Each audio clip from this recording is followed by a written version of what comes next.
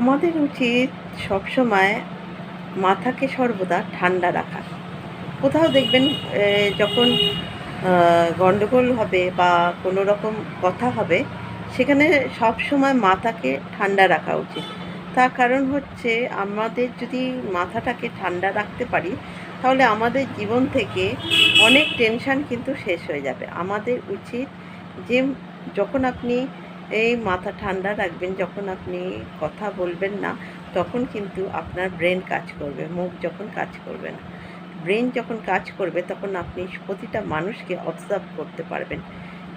কে কী বলছে, কে কেমন আচরণ বলছে, কে কেমন ব্যবহার করছে, কে কী কথা বলছে। এবার তখন আপনার বুঝতে, আপনি যদি মাথাকে ঠান্ডা রাখতে পারেন, তখন আপনার বুঝতে সুবিধা হবে যে কে কেমন মানুষ। তখন আপনার জীবন থেকে অর্ধেক টেনশন